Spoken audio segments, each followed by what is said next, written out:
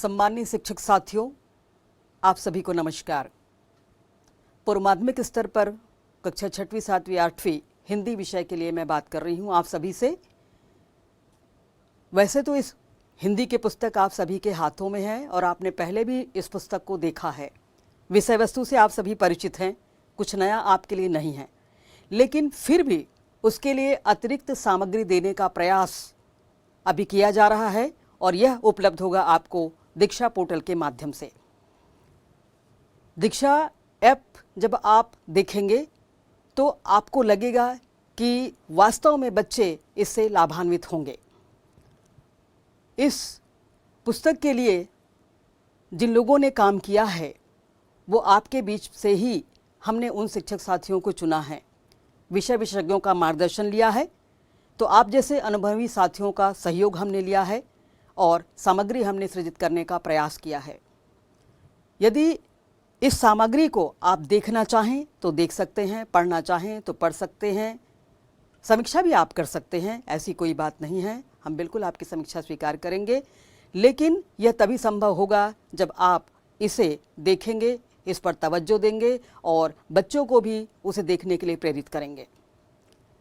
इस दीक्षा ऐप के माध्यम से हमारा जो प्रयास है वो तभी सफलीभूत होगा जब आप इसका उपयोग करेंगे। और किस तरह से इसका उपयोग करना है, हमारे पुस्तक में प्रथम आवरण पृष्ठ पर, यानी जिसे हम आभ्यंतर अंदर के पृष्ठ कहते हैं, उसमें उसके निर्देश दिए गए हैं। उन निर्देशों का पालन आप कीजिएगा।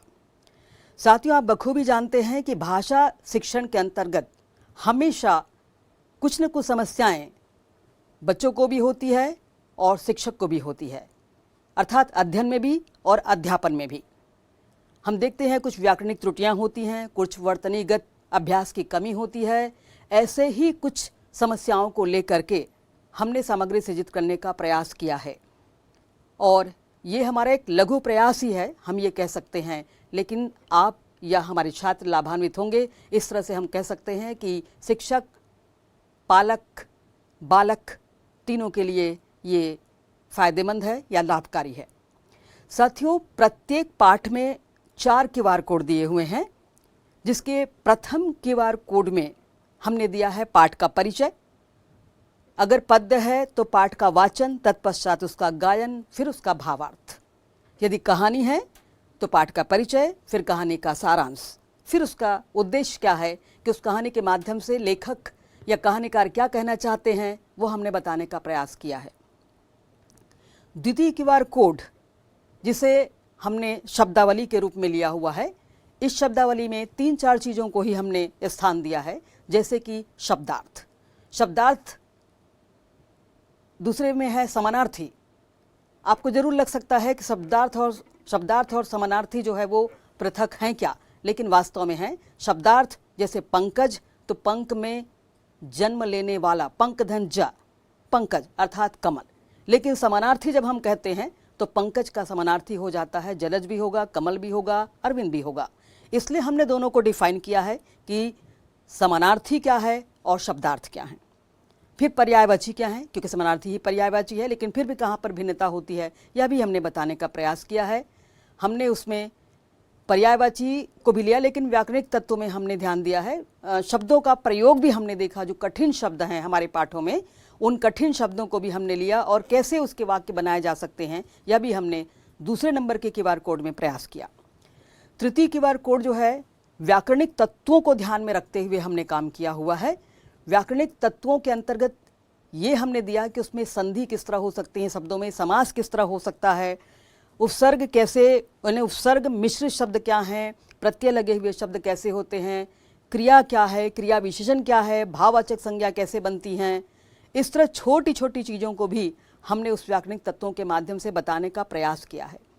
पाठ में ही आए हुए शब्दों को ही हमने लिया, अन्यथा बाहर से चीज़ों को देने का प्रयास हमने नहीं किया है, क्योंकि हमारे पाठों में इतनी अधिक भाषा से संबंधित चीज़ें दी गई है। यदि बच्चा पूर्णतः पाठों को पढ़ता है और ऐप में दिए हुए इन चीज़ों को अगर ध्यान देता है तो निसंदेह उनके शब्दों में वृद्धि होगी, उनकी जानकारी में वृद्धि होगी, ऐसा हमें पूरी तरह से विश्वास है।